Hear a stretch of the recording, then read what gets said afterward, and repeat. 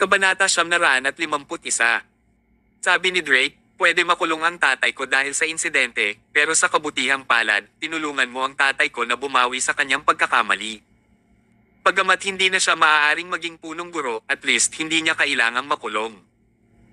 After thinking about it, you don't mind being humiliated by my dad at that time and still helped him out sa kabila ng ginawa niya. Isa kang mabuting tao. Kaya, nang malaman kong sasaktan ni Lucas ang Harvard at ang iyong sarili, nagpa siya akong turuan siya ng leksyon. Ito ay upang ipakita ang mahusay na kalidad ng mga inspector at upang mabayaran ka para sa iyong kabaitan. Iniligtas mo ang tatay ko, nakatumbas ng pagliligtas sa akin. Hindi ko masusuklian ang iyong kabutihan sa buong buhay ko. Labis na naantig si Thomas. Si Drake ay hindi lang isang marangal na tao, pero siya rin ay isang anak. Ang isang mahuhusay na taong tulad niya ay pwedeng itulak sa mga ranggo sa pamamagitan ng kanyang kapangyarihan. Umiti ang dalawa at nagpatuloy sa pag-inom. Pagkatapos uminom ng ilang baso ng alak, paalala ni Drake sa mahinang boses, Mr. Mayo, mas pagtuunan mo ng pansin si Lucas. Sa palagay ko ay hindi pa siya sumuko at malamang nasusundan kanya ngayon. Meron pa siyang mga trick sa kanyang mangas. Oo. Noong sinuhulan niya ako kagabi, narinig ko sila sa labas ng pinto. Tila nag-uusap sila tungkol sa isang plano para magkabalikan kayo ni Harvard. Hindi ko alam ang mga detalye, ngunit tiyak na hindi ito magandang bagay. Tumango si Thomas. Salamat sa pagpapaalala sa akin. Sa entablado, sa wakas ay tumigil si Harvard pagkatapos ng mahabang talumpati. Sa huli, taos-puso siyang nagpasalamat sa kanya at sinabing, at the end of my speech, I would like to thank someone. Kung hindi dahil sa taong ito, hindi ako aabot sa puntong ito. Para sa akin, siya ang nagpabago sa akin. Si Harvard ay same time na nagsalita upang masabi ng mga tao na ang taong ito ay dapat magkaroon ng isang napakahalagang lugar sa puso ni Harvard. Kasabay nito, si Thomas, na nasa madla, ay nagsimulang makakuha ng goosebumps sa buong katawan ng hindi namamalayan. Naramdaman niya na ang taong ito ay umubo si Emma at nakangiting sinabi, Thomas, ano ang sinabi ko? Sinabi ko nga na malamang na iniisip ni Harvard kung paano ipahayag ang kanyang pasasalamat sa iyo, tama ba? Masarap magpahayag ng pasasalamat pero hindi ito nagustuhan ni Thomas. Siya ay isang tao na sanay na manatiling low profile. Maaaring ipahayag ni Harvard ang kanyang pasasalamat at ito ay sapat na upang i-treat siya ng ilang alak. Hindi na kailangang gumawa ng ganong scene dito. Ngayon, si Thomas ay nagkaroon ng goosebumps sa buong katawan at nakaramdam siya ng kaunting pagkabalisa. Mukhang hindi ito napansin ng Harvard. Inihayag niya, ang taong ito na naging napakabait sa akin ay ang aking bayaw, si Thomas Mayo. Gaya ng sinabi niya, inilahad niya ang kamay niya at itinuro si Thomas. Biglang napatingin ang lahat kay Thomas. At si Thomas, ibinaba niya ang ulo habang nahihiya. Halos mainarte siya. Nanginginig sa tuwa si Emma sa tabi niya. Patuloy niyang hinihila ang damit ni Thomas at sinabing, Thomas, bakit ka nahihiya? Mabilis na itaas ang iyong ulo at hayaan ang lahat na tumingin. Maraming nakatingin sa iyo. Si Thomas ay nahihiya, nagalit, at walang magawa. Nakakatuwa talaga. Ang God of War, na siya ring punong opisyal na namamahala sa Southland District, ay talagang mapapahiya. Kung ito ay alam ni Samson at ng mga subordinates sa 12 Golden Zodiacs, siguradong matatawa sila sa likod niya ng ilang buwan. Pero hindi pa tapos ang mga bagay. Ipinahayag pa rin ni Harvard ang kanyang pasasalamat nang hindi pinapansin ang damdamin ni Thomas. Pumalakpak siya at sumigaw, "Man, start." Biglang, lahat ng uri ng mga instrumentong pangmusika ay inilabas, at isang masaya at maligaya na kanta ang umalingaw sa buong bulwagan. Umikot kay Tomas ang binata na tumutugtog ng plota. Tumutugtog siya ng plota habang sumasayaw at naglalakad ng kakaiba. Ang drummer ay tumutugtog ng drum sa kabaligtaran ni Thomas at ang ritmo ay masaya at mabilis. Masayahin man, hindi maiwasang medyo maalay, si Thomas ay mahiyain at walang magawa bilang isang batang babae na malapit ng ikasal. Napangiti siya ng mapait habang nakayuko at hindi siya naglakas loob na magsalita. Nakakatuwa si Emma. Sa isang estado ng kagalakan, sinimulan muli ni Harvard ang kanyang pagganap. Malakas niyang sinabi, upang ipahayag ang aking pasasalamat, espesyal akong nag-customize ng isang life-size, hugis tao na cake para kay Thomas. Isang tao, tumato ka dito. Ano ang nangyayari dito? Si Thomas ay nagdadalamati. Iniisip niya kung mapipigilan ito ng Harvard. Tapat na iyon at hindi na kailangang gumawa ng isang nakakahiyang sitwasyon. Ngunit ang Harvard ay hindi nakaramdam ng kahihiyan. Taos puso niyang ipinaabot ang kanyang pasasalamat at naisip niya na ang kanyang sinseridad ay tiyak na nagpakilos kay Thomas. Talagang ikinagalit nito si Thomas, ngunit nakita niyang nakakatawa rin ito. Maya-maya, isang malaking cake ang itinulak sa bulwagan. Sa sinamahan ng mga music hero, ang kotse ay itinulak sa mesa ni Thomas ng napakaritmo. Tapos, ngumiti ang isang magandang waitress at itinaas ang pulang telang nakatikip dito. Sa ilalim ng pulang tela ay may takip na salamin at sa loob ng takip ay ang nakakustomize na cake. Isang life-sized hugis tao na cake. Ang cake ay hinubog na parang si Thomas na nasa likod ang mga kamay, nakataas ang baba, ang mga mata ay nakatingin sa malayo. Sa totoo lang, medyo kamukha ito ni Thomas at mukhang napakalakas at dominante. Si Emma ang unang pumalakpak. Malaki, malaki. Nagpalakpakan din at nagpuri ang ibang tao. Tanging si Thomas lamang ang nagreklamo sa kanyang sarili, umaasa na ang masakit na sandali na ito ay mabilis na lumipas. Kabanata 952. Habang ang malaki na cake na hugis tao ay iginulong, hindi alam ni Thomas kung saan ilalagay ang kanyang mukha. Napakaraming beses na siyang nasa bingit ng kamatayan noong panahon niya sa kanlurang baybayin, pero hindi siya kailanman naging ganito kaba at takot. Nang ang lahat ay nasa sabik at nagsisigawan, isang aksidente ang nangyari. Sa hindi malamang dahilan, biglang nabasag at gamulong pababa ang ulo ng cake. Sa isang tumalsik, nahulog ito sa sahig at nabasag. Pagkatapos, ang buong cake na hugis tao ay gumuho mula sa itaas hanggang sa ibaba tulad ng isang stack ng mga domino. Nadurog ito ng buo at isang malaking piraso ng cake ang nagkalat sa sahig. Splat! Splat! Splat! Nakakadiri at nakakaloka ang eksenang iyon. Biglang natigilan ang lahat sa party at walang makapagsalita. Sa una, lahat ay sumisigaw, ngunit ang kanilang mga ekspresyon ay masama ngayon. Ang ilang mga tao ay hindi natatakot na gumawa ng isang eksena, habang ang iba ay umiling at iniisip na ito ay tapos na. Karamihan sa kanila ay walang ginawa dahil wala itong pakialam sa kanila. Natahimik ang hall. Ang mga music hero ay tumigil din sa pagtugtog ng mga instrumento at pagkanta. Napatingin sila sa kalat sa sahig at hindi alam ang gagawin. Sa gitna ng mga tao, parehong ngumiti sina Lucas at Jade. Napatingin si Lucas sa kapatid. Bagamat wala siyang sinabi, kitang-kita sa kanyang mga mata na inaakala niyang maganda ang ginawa ni Jade. Alam nilang magpapasalamat si Harvard kay Thomas nang may malaking sorpresa noon pa man. Pero paano siya hinayaan ni Jade na gawin ito ng maayos? Kaya, matagal nang may ginawa si Jade sa cake. Ngayon, tumingin siya sa basura na nasa sahig. Ang isang magandang bagay ay naging masamang bagay. Iniisip niya kung paano ipapaliwanag ni Harvard ang kanyang sarili. Hindi naman siguro niya maipaliwanag ng malinaw kahit gusto niya, di ba? Halatang low-key siyang pinapahiya si Thomas. Kahit ano pa ang isipin ng ibang tao, kapag nangyari ito kay Jade, siguradong magagalit ito at aalis kagad. Sisirain din niya ang mga relasyon sa Harvard mula noon. Paano niya nagawang bastyusin siya ng ganito? Si Thomas ay mukhang kalmado at wala siyang ekspresyon. Sa mata ng maraming tao, galit na siya lalo na si Emma. Sa wakas ay tinulungan niya si Harvard na makipagkasundo kay Thomas. Sa maayos na magkakasamang buhay sa panahong ito, hindi sila dapat tumalikod sa isa't isa dahil sa isang cake, lalo na sa ilalim ng remise na nais ng Harvard na gumawa ng isang magandang bagay. Thomas. Gusto ni Emma na linawin ito kapalit ni Harvard, ngunit hindi niya alam kung saan magsisimula.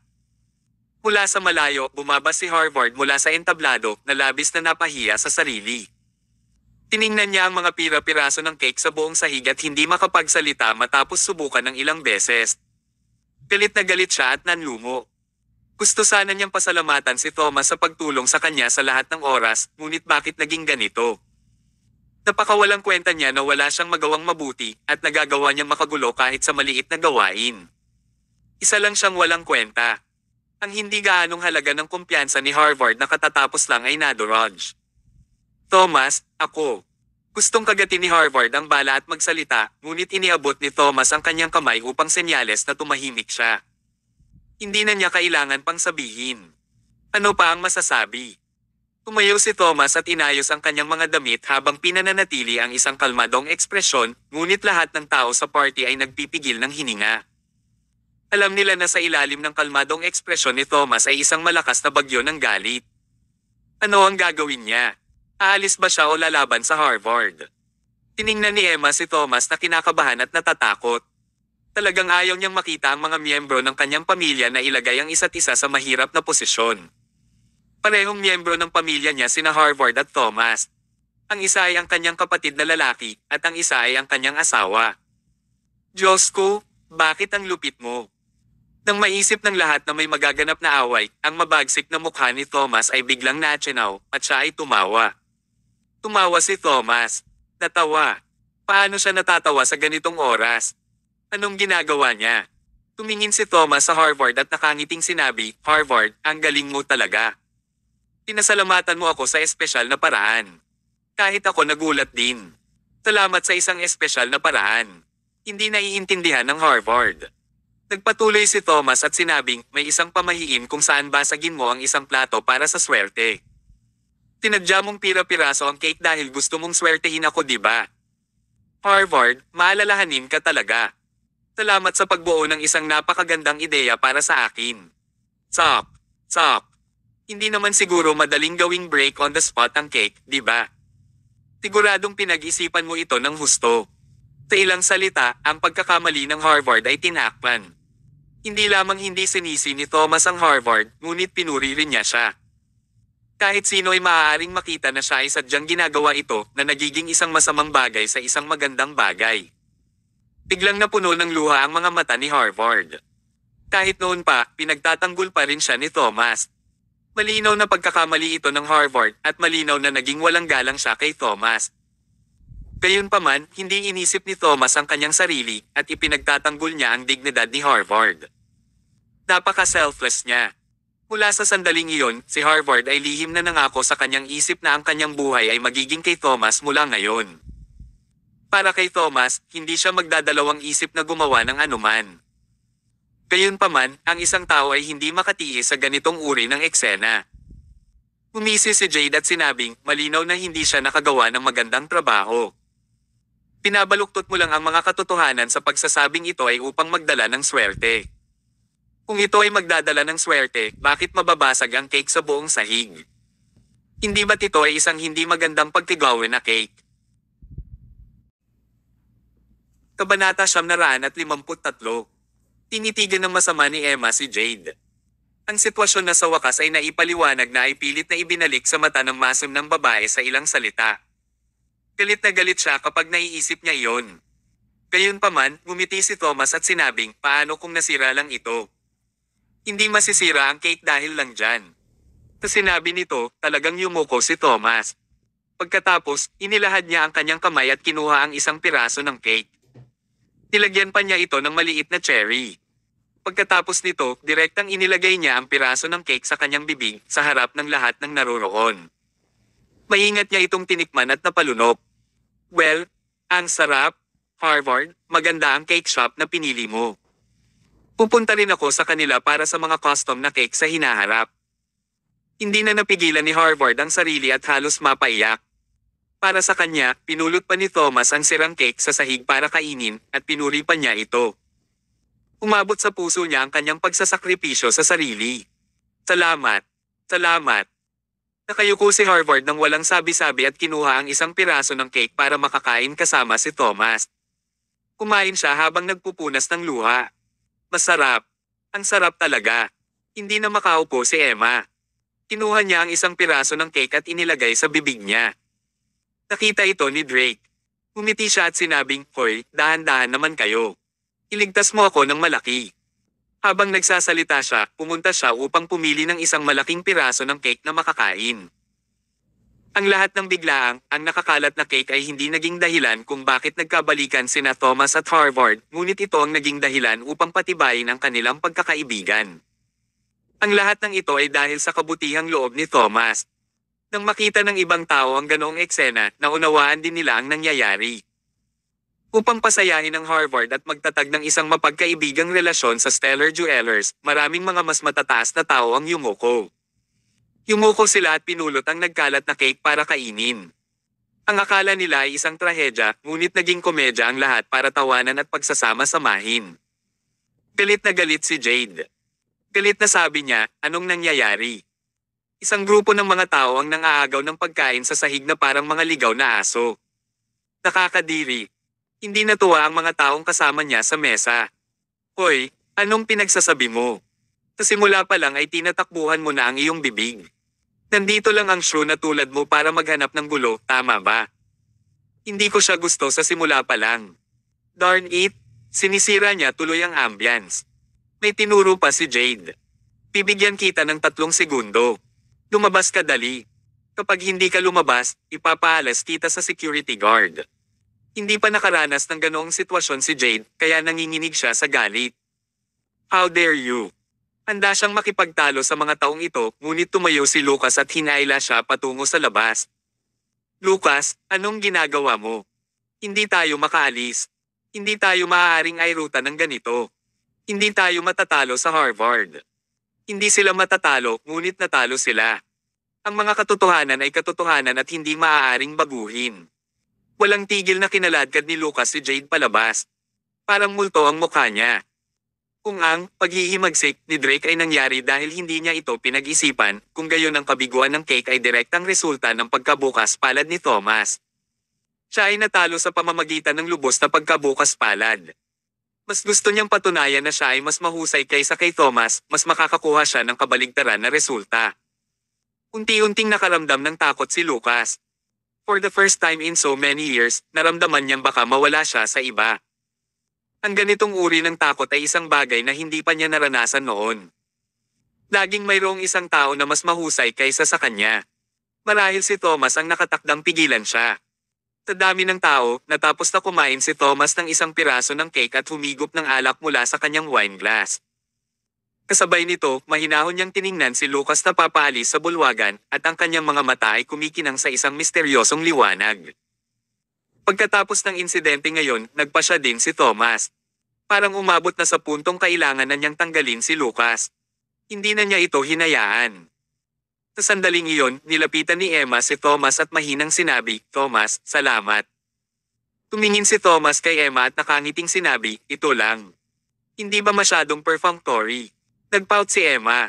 Ano ang gagawin mo pagkatapos? Gusto ko, sadyang ibinaling ni Thomas ang mukha sa gilid. Tapos, tinuro niya ang pisngi niya gamit ang daliri niya. Namula si Emma. Anong ginagawa mo? Napakaraming tao dito. Napabuntong hininga si Thomas. Buntong hininga, parang pinaglalaroan mo lang ako. Hindi nagawang talunin ni Emma si Thomas. Namula si Emma at nagdesisyon. Nag-ipon siya ng lakas ng loob at lumapit kay Thomas. Pinabalak niyang halikan ang pisngi ni Thomas gamit ang kanyang matingkad na pula at mainit na labi. Pero, si Thomas, na masama, ay ibinalik ang kanyang mukha sa kritikal na sandali. Hindi makareact si Emma. Kaya hinalikan ni Emma si Thomas sa labi habang nakatingin ang lahat. Ibinaba ni Thomas ang kanyang baso at masuyong niyakap si Emma. Oh, malakas na tuwang-tuwa si Harvard sa gilid. Muling nabuhayan ang kapaligiran.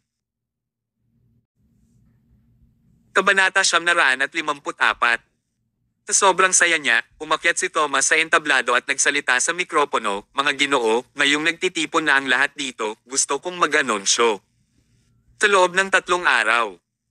Ang Stellar Jewelers ay mag-host ng online na global livestream sa parehong lugar na ito, kung saan gagawa kami ng live na lapidary ng hanggang sa 1,000 piraso ng magaspang na bato. Kung available kayo sa oras na iyon, welcome kayong lahat na pumunta dito at manood ng live. Maglulunsad din kami ng iba't ibang activities. Bago ang lapidary, kahit sino ay maaaring pumili at bumili ng mga magaspang na bato at maghintay na maputol ang mga ito dito. Pwede kang makakuha ng jackpot kung pumili ka ng mataas na kalidad ng mga magaspang na bato. Nang marinig nila ang napakagandang kaganapan ng mga mata ng karamiban ay nagliwanag sa pananabik. Huwag kang mag-alala, darating tayo doon sa loob ng 3 araw. Talagang susuportahan namin ang mga kaganapan na gaganapin ng Stellar Jewelers. Nagpalakpakan at nagpalakpakan ang mga manunood. Yumuko ng malalim si Thomas sa mga manunood upang ipahayag ang kanyang pasasalamat. Pagkatapos nun ay bumaba na siya ng stage. Ang buong kaganapan ay tumagal ng halos 2 oras bago natapos. Nang matapos ang kaganapan, hinawakan ni Emma ang braso ni Thomas habang naglalakad sila palabas ng bulwagan at nagjogging si Harvard sa kanila mula sa likuran. Thomas, sandali. Anong problema? Tanong ni Thomas habang nakaharap sa kanya. Nagpasalamat si Harvard, Thomas, talagang nagpapasalamat ako sa iyong tulong ngayon. Kung hindi dahil sa iyo, mapahamak talaga ako ngayon. Pamilya tayo, bakit ang galang mo? Umalaklak si Thomas. Isang pamilya. Natulala si Harvard saglit. Tama, sila ni Thomas ay isang pamilya. Ang pakiramdam ng pagkakaroon ng isang pamilya ay maganda. Thomas, may importante akong sasabihin sa iyo, seryosong sabi niya. Ano ito? Mula ngayon, sa iyo na ang buhay ko. Gagawin ko lahat ng gusto mong gawin ko, at simula ngayon, gagawin ko. Hold on? Hold on? Awkward na sabi ni Thomas. You're fine just being yourself. Hindi mo kailangang mag-overthink ng mga bagay-bagay. Hindi, nakapagdesisyon na ako, at hindi na iyon magbabago. Umiling si Thomas. Medyo mahirap hikayatin itong walang ingat na hanggal na magbago ng isip pagkatapos niyang gumawa ng desisyon. Kaya, sabi ni Thomas, mayroon talaga akong maitutulong sa akin. Ano ito? Banggitin mo lang at gagawin ko ang lahat para matulungan ka. Excited na tanong ni Harvard. Huwag mo na ulit gagawin ang mga magarbong bagay na ito sa hinaharap, ayoko talaga sa kanila. Napakamot ng ulo si Harvard. Akala ko magugustuhan mo kung magplano ako ng magarbong event na ganito. Sorry talaga. I'm the type of person that hates unnecessary and extravagant stuff. If you really want to thank me, just take me out for a meal and a few drinks, and it's enough. Nagkibit balikat si Thomas. Pagkatapos sabihin niyon, biglang nagbago ang ekspresyon ni Thomas. Binigyan niya ito ng payo. Pag-usapan natin ang mga seryosong bagay. Dapat mong alalahanin ang Lucas Hill, Harvard. Siya ay isang makitid ang pag-iisip at tusong tao. At pagkatapos magduso mula sa napakalaking pag-urong, sino ang nakakaalam kung ano ang kanyang gagawin para sa paghihiganti sa susunod na pagkakataon? Kailangan mong mag-ingat. Tumango si Harvard at sinabing, huwag kang mag-alala. Pagkatapos ng lesson sa pagkakataong ito, alam ko na kung paano haharapin si Lucas. Alam mo ba kung paano haharapin si Lucas? Haha, minamaliit niya si Lucas nang sabihin niya ito. Kahit si Thomas ay hindi 100% sigurado na makikita niya ang mga panlilinlang ni Lucas. Kabanata 955. Katulad ng pangyayari ngayon, kung hindi dahil sa tulong ni Drake, tiyak na nahirapan si Harvard. Sige, ingatan mo ang sarili mo. Aalis na kami ngayon. Kasunod noon, sabay na umalis sina Thomas at Emma. Sa eksaktong sandaling ito, sa isang ward sa 3rd Southland General Hospital, bumangon si Wise sa kama at nagbihis ng maayos. Sa sapat na pahinga na nakuha niya nitong mga nakaraang araw, ganap na gumaling ang kanyang katawan. Kung tungkol sa kanyang mga psikolohikal na problema, hindi ito malulutas sa maikling panahon. Natatakot siya na mapapagaling lamang niya ang sugatang puso kung patay na si Thomas. Kabog, kabog, kabog. Nakarinig siya ng sunod-sunod na yabag na papalapit at pagkatapos ay pumasok sa silid si Draco, ang alipin ni Wise. Mr. Wise, natapos na ang mga proseso ng paglabas at maaari kang umalis anumang oras. Hawak na ni Wise ang mga discharge paper at handa nang umalis. Saan tayo pupunta ngayon? Makikipagkita ba tayo kay Master Centipede sa Central City? Tanong ni Draco. Kumunat ang kilay ni Wise at nagtanong, nasisiraan ka na ba ng bait? Paano tayo makakapunta sa Central City kung buhay pa si Thomas? Hindi ka ba nahihiya? Ibinaba ni Draco ang kanyang ulo at malungkot na sinabi, maging karunungan man o husay, si Thomas ay top-notch sa lahat ng bagay at tayo ay dahado kapag kaharap natin siya. Kahit si Master Centipede ay gusto na nating itigil ang pakikipaglaban sa kanya. Kaya, Mr. Wise, bakit hindi na lang natin ito pabayaan? At saka, nabanggit ng doktor na actually, iyong mga pinsala ay hindi pa ganap na na-recover. Kahit na ang sugat ay gumaling, ngunit mangyaring mag-isip ng 2 beses bago gumawa ng anumang bagay.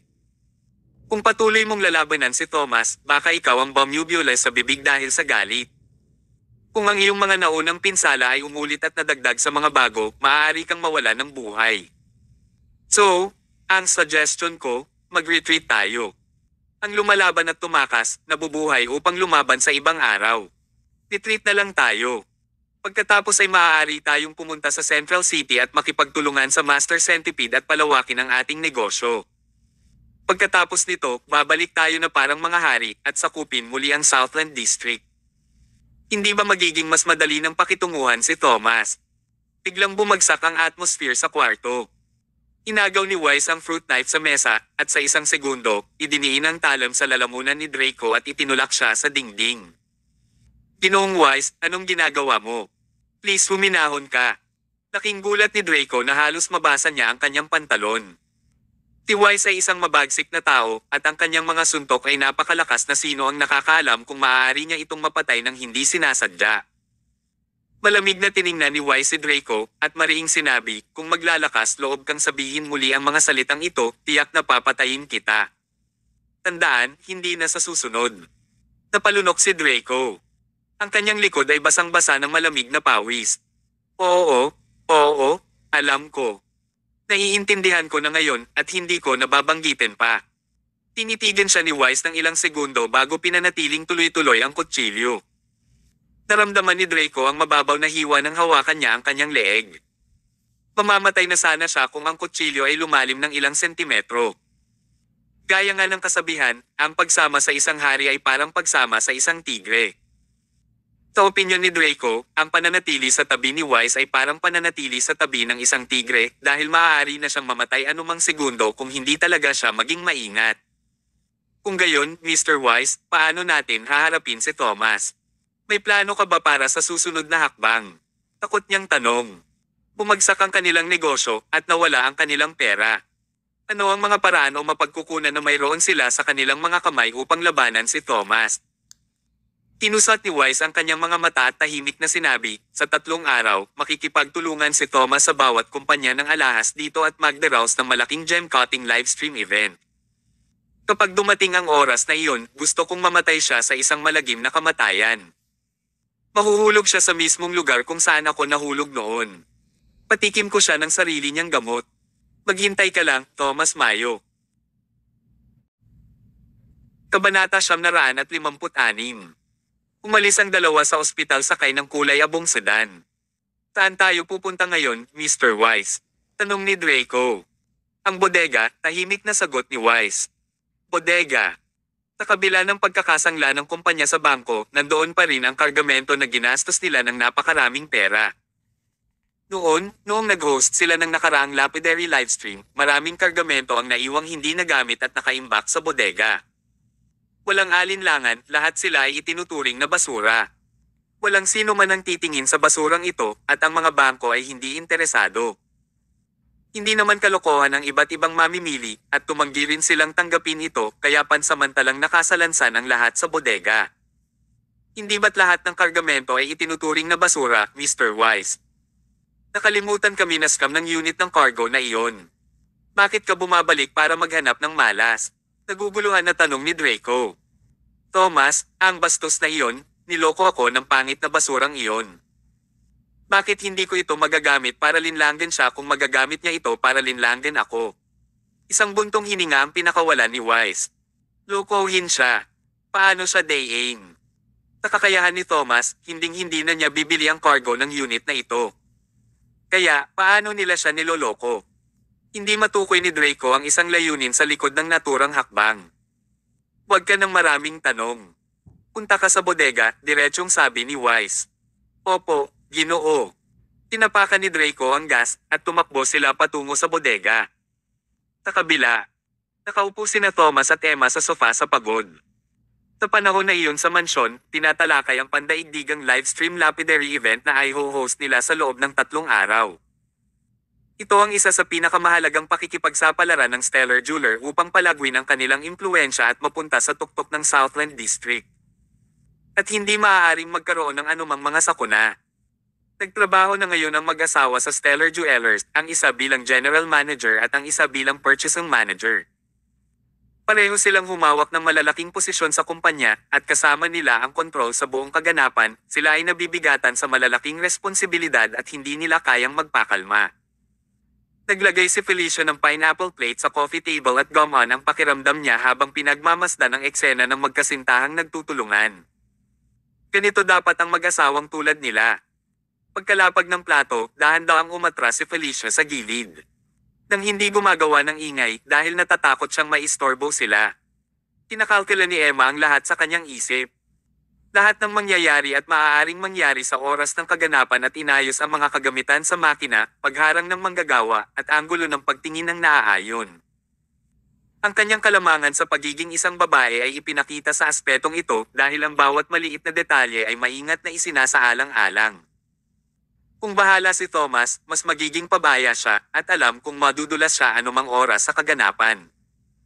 Tinalikuran na ni Thomas ang kanyang trabaho at naupo na lamang habang ang dalawang mata ay nakatutok kay Emma. Si Emma ay ganap na nabahala sa kanyang trabaho at nagsasalita ng walang tigil habang si Thomas ay nanatiling tahimik at paminsan-minsan ay nagpapalabas ng kakaibang tawa. Naramdaman ni Emma na may hindi tama. Lumingon siya kay Thomas at nagtanong, "Anong ginagawa mo, honey?"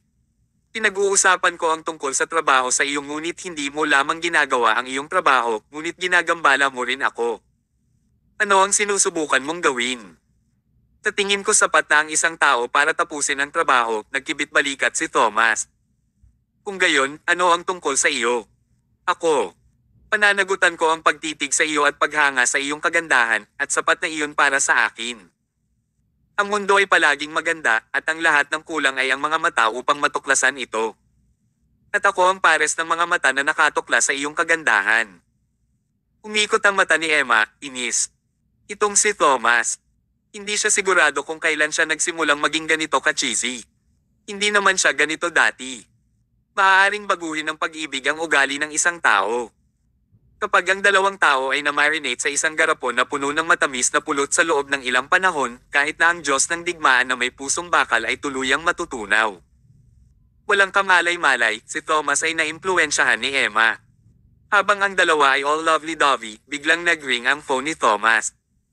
Nang kunin niya iyon para tingnan, nawala ang ngiti niya. Ito ay isang hindi kilalang numero. Kabanata 957. Paano malalaman ng isang estranghero ang kanyang numero ng telepono? Bakit siya hinahanap ng isang estranghero? Tinanggap ni Thomas ang tawag, ngunit hindi siya nagmamadaling magsalita. "Hello? Ito ba si Mr. Mayo?" Isang boses ng lalaki ang narinig mula sa kabilang linya. "Oo, ako." Agad namang sumagot si Thomas. "Pakinggan mo akong mabuti, Ginoong Mayo. Kailangan kong sabihin sa iyo ang isang bagay na napakahalaga." Nang maglaon, ang mga salitang sinabi niya ay pumukaw ng serye ng malalim na pag-iisip kay Thomas. Ang araw ay unti-unting nagbigay daan sa gabi. Patas ng patas ang buwan hanggang sa nagbitin ito na parang higanting karit sa madilim na kalangitan. Ang gabi ay tahimik. Sa tila ordinaryong gabing ito, napakapambihirang mga bagay ang nangyayari. Sa labas ng bodega ng Stellar Jeweler, isang grupo ng mga tao ang palihim na umakyat sa dingding at nakalusot sa mga kahon at crates ng mabibigat na kargamento. Pagkatapos ay maingat nilang inilipat ang ilang mga kahon sa pintuan ng bodega. Matapos matiyak na walang nakapansin sa kanila, kinuha ng isa sa mga tao ang susi na kanilang kinopya noon at ginamit ito para buksan ang mga pinto ng bodega. Pagkatapos nito, ceremonial na inilipat ang mga magaspang na bato sa bodega. Binuksan nila ang mga crates, at sa halip ay inilagay sa loob ang mga walang kwentang magaspang na bato. Sa halos isang oras na trabaho, lahat ng magaspang na bato sa bodega ay napalitan. Sa huli, bumalik sila sa parehong paraan ng kanilang pagdating.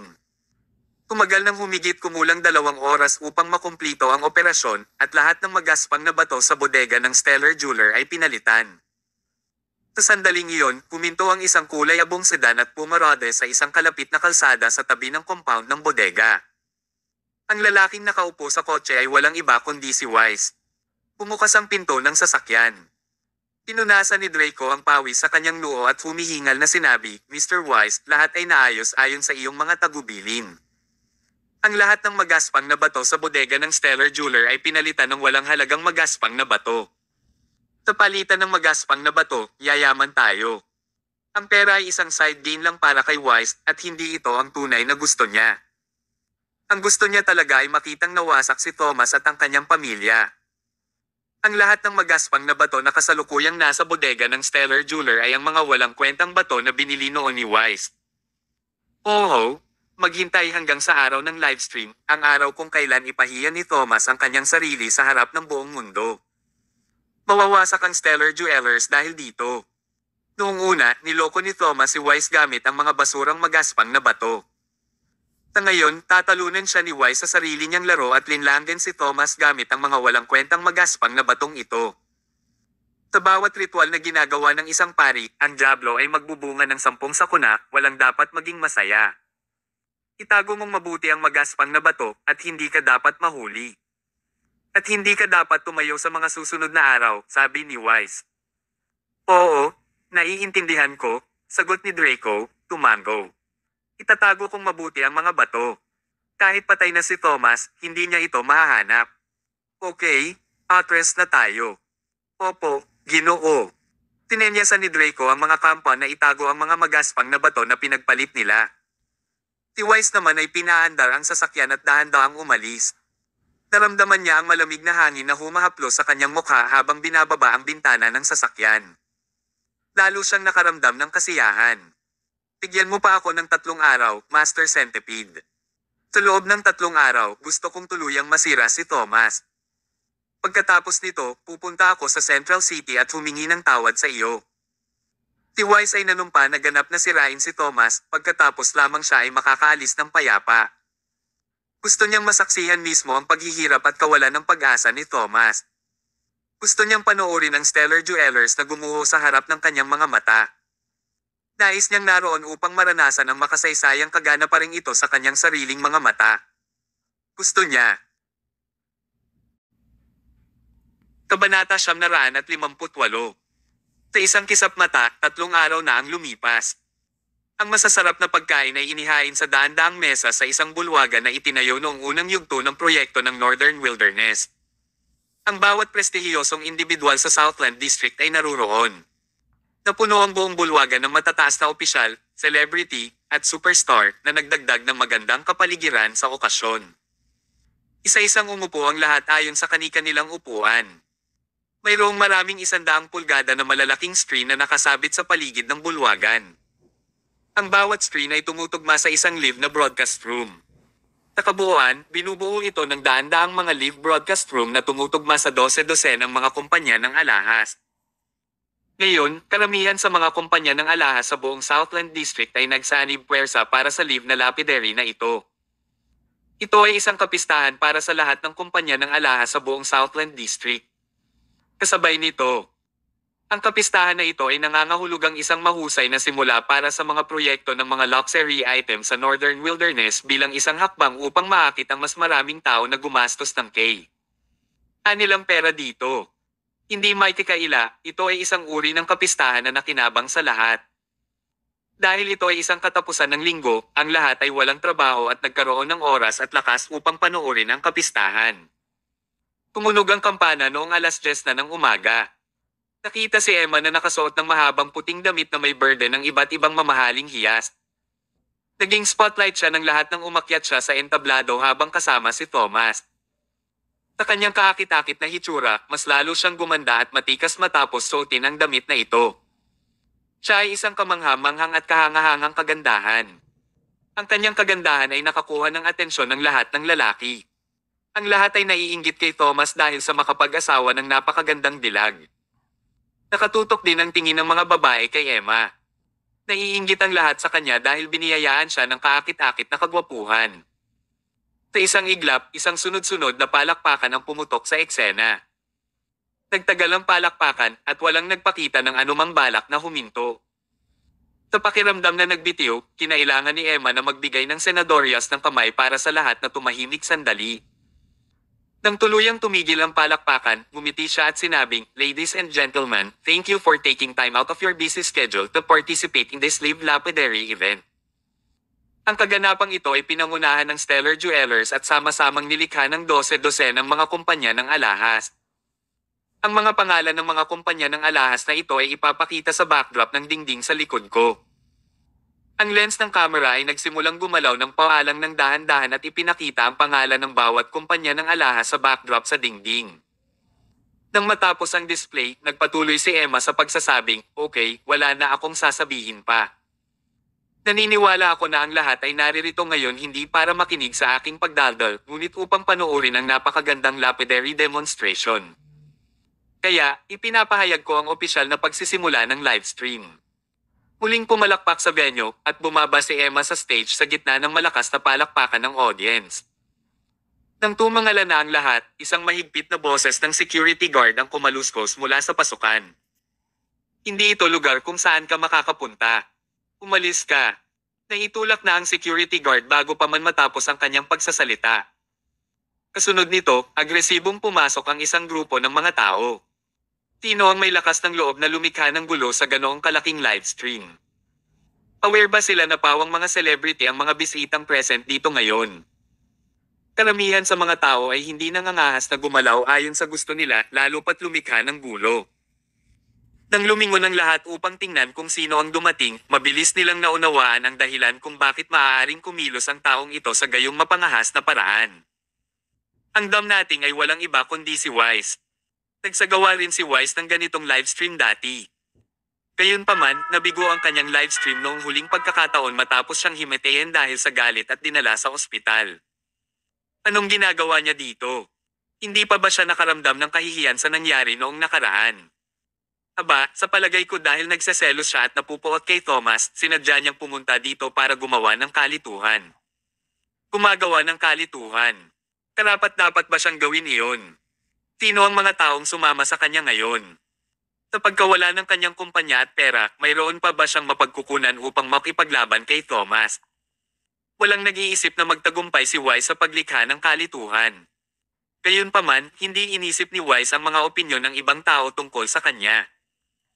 Sa pagpalakpak ng kanyang mga kamay, si Draco, na nasa kanyang likuran, ay agad na sumigaw sa mga tao sa likuran, itaas mo. Agad namang umahan ang dalawang lalaki na may dalang stretcher. Napatingin si Wise kay Thomas na hindi kalayuan sa kanya at sinabing, Mr. Mayo, nabalitaan kong gagawa ka ng livestream ngayon. Napagdaanan ko ito, at labis akong nag-aalala sa iyong kaligtasan. Kaya, espesyal akong naghanda ng stretcher para sa iyo. Kapag nahimatay ka mamaya, maaari mo itong gamitin. Tinusubukan ba niyang champagne si Thomas? Marami sa mga kaibigan ni Thomas sa venue ang hindi na nakatiis, lalo na ang Harvard. Naghahanda na siyang tumawag ng isang taong magpapalaya sa manggugulo. Gayunpaman, pinanatili ni Thomas ang kanyang kalmado. Mahina niyang sinabi, paumanhin, sa palagay ko ay hindi ko gagamitin ang bagay na ito. Medyo maganda ang mental strength ko. Kahit na makatagpo ako ng isang malaking pag-urong, hindi ako magagalit na hihimatayin ako. Ang ilang mga makitid ang pag-iisip lang ang mga ngailangan ng stretcher.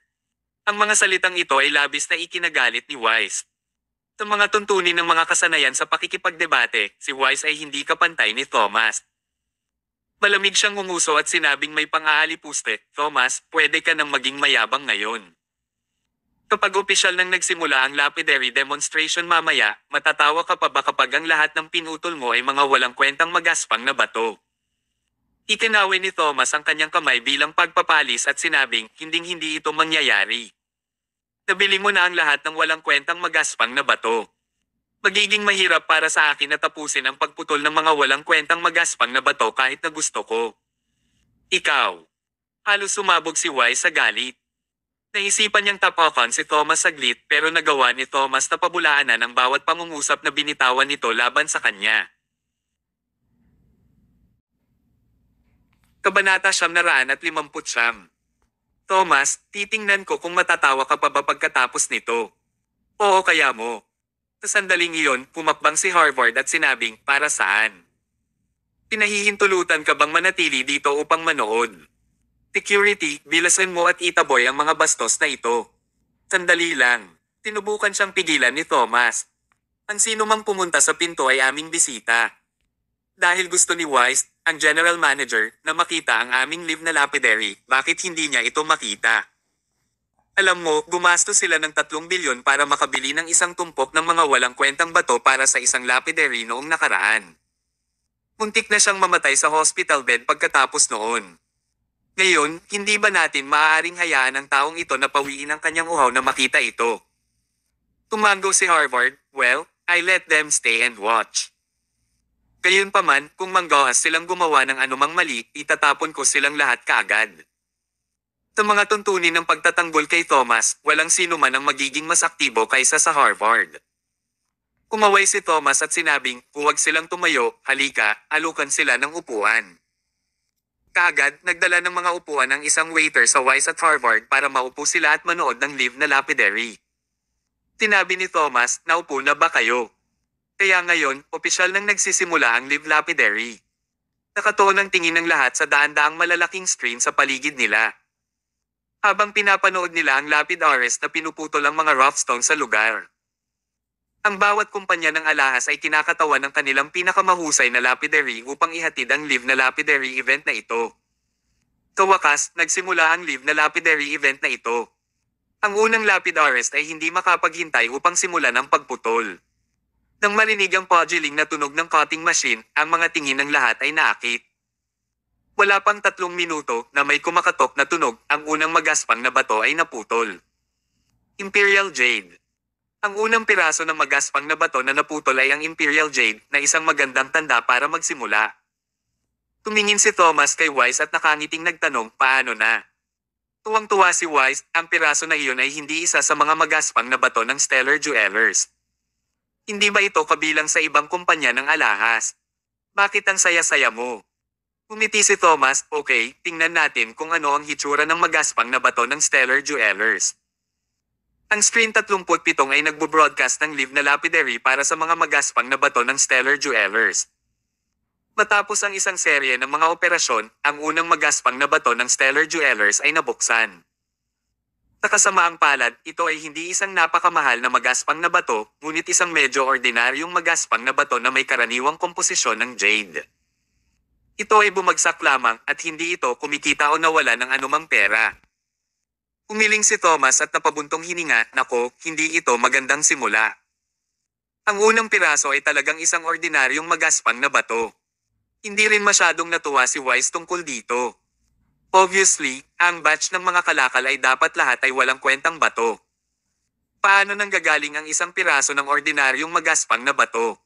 Bagaman hindi kumita si Thomas, hindi rin siya nawala ng pera. Ito ang orihinal na batong jade na ginagarantiyahan ng kapital ng pamumuhunan. Medyo nalungkot si Wise. Malamig niyang sabi, Thomas, hindi masama ang swerte mo. Nakakakuha ka ng ordinaryong magaspang na bato para sa iyong unang bato. Ngunit huwag mag-alala, ang iyong swerte ay hindi magiging maganda sa susunod. Ang natitira sa iyo ay magiging mga walang kwentang bato na lang. Kumunat ang noo ni Thomas at nagtanong, bakit parang kilala mo ang mga magaspang kong bato? May hindi magandang nangyayari sa kanila. Umiti si Wise nang hindi nagsasalita. Tinabi ni Thomas, kung gayon kailangan kong panatilihing bukas ang aking mga mata at tingnan kung ang susunod na magaspang na bato ay walang halaga o hindi. Ito ang pangalawang magaspang na bato ng Stellar Jewelers. Simulan ng pagputol. Wala pang 3 minuto, naputol ang pangalawang magaspang na bato. Ito ay isang piraso ng Apple Jade. Bagamat ang magaspang na batong ito ay hindi gaanong mahalaga kaysa sa Imperial Jade, ito rin ay isang mataas na kalidad at bihira. Tinapik ni Thomas ang kanyang puso at sinabing, nako, buti na lang, hindi ito walang kwentang bato.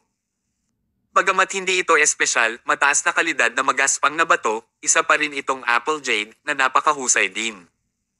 Sa pagkakataong ito, medyo naging berde ang mukha ni Wise. Tumingin siya kay Draco sa tabi niya at sinabing, ano ang nangyayari? Nagkibit balikat si Draco at sinabing, I don't know. Pinangunahan mo kami sa trabaho noong gabing iyon. Tinunod namin ang iyong mga tagubilin. Hindi ito dapat mangyari.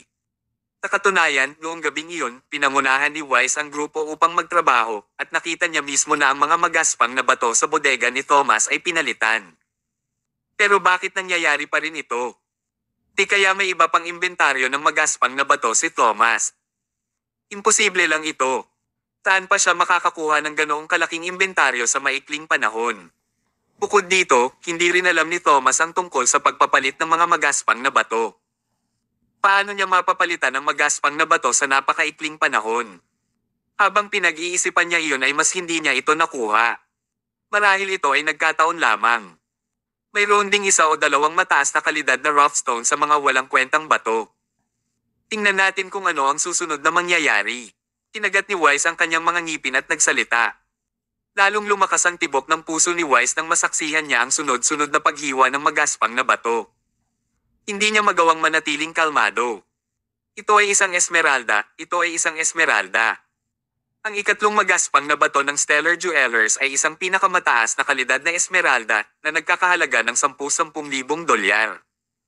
Hindi nakaimik si Wise. Ang layunin niya sa pagpunta dito ay para panoorin si Thomas na magpakawalang isip para ipahiya siya. Gayunpaman, pinapanood niya ang isang mahusay na pagganap ni Thomas at lahat ng mga himalang ito ay nangyayari. Wala siyang ideya kung ano ang nangyayari. Hindi ito tama, hindi ito tama. Kabanata 906. Nakangiting tumingin si Thomas kay Wise. Ang kanyang titig ay lubhang hindi komportable kay Wise. Wise, anong pinagsasabi mo? Bakit ako makikigulo sa sarili kong magaspang na bato?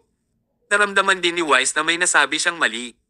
Bakit si Thomas ang makikigulo sa sarili niyang mga gamit? Ngunit kailangan kong aminin na niloko ko ito sa aking pabor. Kaya, imposibleng mangyari ang kasalukuyang sitwasyon na nagbigay daan kay Thomas na makakuha ng mataas na kalidad na mga magaspang na bato ng sunod-sunod. Lahat ng kanyang walang kwentang magaspang na bato ay biglang naging mga premium na bato. Paano ito naging posible? Kinagat ni Wise ang kanyang mga ngipin at nagpatuloy sa pagtingin. Habang tinitignan niya, mas lalo siyang nabigla at nagiging kulok ang dugo niya. Sa susunod na yugto ng panahon, talagang nasaksihan ni Wise ang isang sandali ng himala. Masyadong mataas ang kalidad ng batch na ito ng mga magaspang na bato na pag-aari ng Stellar Jewelers. Halos 1/3 ng mga magaspang na bato ay mga mataas na kalidad na magaspang na bato. Hindi lamang ang Stellar Jewelers, ngunit ang iba pang mga kumpanya ng alahas ay mayroon ding patuloy na mataas na kalidad na mga magaspang na bato. Hindi na nakayanan ng mga celebrity na naruroon sa venue ang kanilang urge. Lahat sila ay nagtaas ng kamay para ipahiwatig na gusto nilang bumili on the spot. Pinibili ko ang susunod na magaspang na bato mula sa Stellar Jewelers. Nilalan ko ang magaspang na bato pagkatapos nito. Bago magsimula ang kaganapang ito, sinabi ni Thomas sa lahat ang tungkol sa mga patakaran. Ang bawat piraso ng magaspang na bato ay mabibili bago ito putulin. Ang bawat piraso ng magaspang na bato ay nagkakahalaga ng 300,000 dolyar.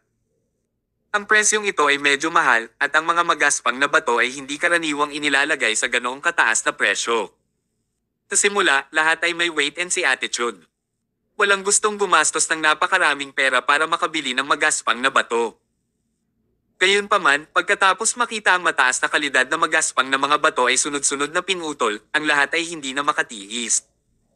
Sulit ang sugal sa pagbili ng magaspang na bato sa presyong 300,000 dolyar. Ayon sa probabilidad na ipinakita mula sa rate ng pagbili, isa sa bawat 3 magaspang na bato ang magiging pinakamataas na kalidad na magaspang na bato. Nangangahulugan ito na isa sa bawat 3 tao ang magiging maswerteng mananalo. Nais ng lahat na maging isang maswerteng nanalo. Biglang naging masigla ang kapaligiran sa eksena, at bawat piraso ng magaspang na bato ay bibilhin bago ito maputol. Ang on-site na staff ay magpaparehistro at mamarkahan sila isa-isa upang matiyak na walang mga error na magaganap. Ang mas maraming magaspang na bato ang binibili ng mga tao, mas kumikita si Thomas. Bagamat ibinebenta niya ang kanyang pinakamataas na kalidad ng mga magaspang na bato sa mas murang presyo sa ganitong paraan. Ito ay isang napakahusay na diskarte upang mahuli ang mga matataas na opisyal at kilalang tao. Ito ay magtatali sa kanila ng mahigpit sa Stellar Jewelers. Bagamat maaaring kumita ng pera anumang oras, walang maraming pagkakataon upang itali ang mga taong ito. Bagamat halata sa lahat ang intensyon ni Thomas, walang nakatakas mula rito. Lahat ay kusang loob na tumalon sa kanyang bitag. Inisip ng lahat na ito ay isang napakahusay na bargain. Habang pinagmamasdan ni Wise ang mga masigasig na tao at mahigpit na hinahawakan ni Thomas ang mga koneksyon na ito, hindi na niya ito matiis. Noong una, gusto niyang ipahiya si Thomas sa harap ng karamihan. Ngunit sa huli ay nakita niya si Thomas na nagpapakitang gilas na naging sanhi lamang ng pagkirot ng kanyang puso. Bakit ito nangyayari? Bakit naging ganito? Hindi maintindihan ni Wise. Nasaan ang batch ng mga walang kwentang magaspang na bato na inayos ko ng maaga? Gusto mo bang malaman kung bakit? Nakangiting tanong ni Thomas kay Wise. Tinitigan ni Wise si Thomas, walang imek. Malamig na ngumiti si Thomas at tinuro ang katabi ni Wise, tanungin mo na lang siya. Ano? Napalingon si Wise at nakita niyang nakaupo si Draco sa tabi niya. Sa sandaling ito, hindi na kayang magpanggap ni Draco. Tumawa siya at tumayo, nako, I can't continue acting otherwise. Wise, walang isip, hindi mo ba alam na pinaglalaroan kita hanggang ngayon? Nanlilisik ang mga mata ni Wise sa apoy. Draco, napakabastos mo. Nagkibit balikat si Draco, Wise, may lakas ka pa ba ng loob para pag-alitan ako? Naglilingkod ako sa iyo sa loob ng maraming taon. Nagsumikap ako at nagpapatakbo para sa iyo pabalik-balik. Ano ang nakuha ko bilang kapalit? Bilang kapalit, nilagyan mo talaga ng fruit knife ang leeg ko at gusto mong kitilin ang buhay ko. Nagtatrabaho ako para sa iyo at gusto mo pa rin ang buhay ko. Sorry, tapos na akong maglingkod sa iyo. Masasabi ko sa iyo nang walang pag-aalinlangan na ako ang tumawag kay Ginoong Mayo at nagpaalam kay Ginoong Mayo tungkol sa iyong plano ng maaga. Idinagdag ni Thomas sa pagsasabing, salamat kay Draco sa pagiging whistleblower. Matapos akong maabisuhan tungkol dito, nagayos ako ng maaga. Wise, pinalitan mo nga ang lahat ng magaspang na bato sa aking bodega, ngunit ang kinuha mo ay hindi ang aking pinakamagagandang magaspang na bato, ngunit. Pagkatapos ng isang paghinto, ngumiti si Thomas ng masama at sinabing, ang kinuha mo ay isang bangkos ng walang kabuluhang mga bato na hiniling ko sa mga tao na pauiran ng isang layer ng pintura. Mga walang kwentang bato na pinahiran ng patong ng pintura. Namutla ang mukha ni Wise, naloko na naman siya ni Thomas. Gaano man kawalang halaga ang batch niya ng mga magaspang na bato, ang mga ito ay talagang magaspang na bato. Maaari pa rin siyang kumuha ng isang tiyak na halaga ng magaspang na bato mula sa kanila at ibenta ang mga ito sa isang maliit na halaga ng pera. Gayunpaman, ang ipinagpalit niya rito ay isang bangkos ng mga walang kwentang bato na pinahiran ng pintura. Siguro lahat sila ay kinuha ni Thomas sa gilid ng kalsada. Tunay ngang mga bulok na bato ang mga ito na hindi maipagbibili kahit isang sentimo. Ang pakikipagpalitan ng magaspang na bato sa mga walang kwentang bato ay isang malabo na bagay na tanging naiisip ko lang. Sinabi ni Thomas, Wise, kung hindi ka naniniwala sa akin, maaari kang bumalik sa iyong treasure land at tingnan kung ano ang eksaktong ipinagpalit mo. Kailangan ba ito? Ang ganitong sitwasyon ang nagpatunay na totoo ang sinabi ni Thomas. Hindi inaasahan ni Wise na magtataksil sa kanya ang kanyang matandang kampon. Isang maling hakbang ang ginawa niya at natalo. Ouch! Ang huling salitang binitiwan ni Wise bago siya nawala ng malay dahil sa galit.